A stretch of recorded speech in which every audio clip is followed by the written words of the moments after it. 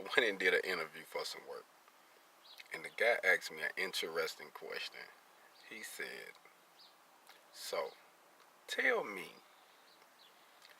what can you offer my company?" Then he said,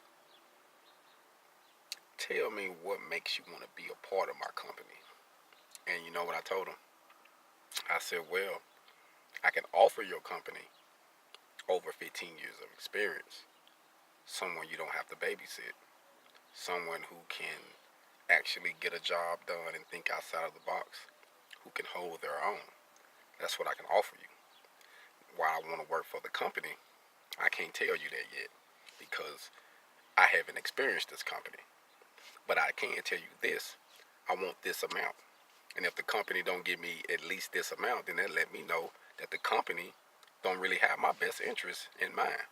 So, you want me to be a company person, then you pay me to be a company person, or I'm going to keep being an independent person. How gone?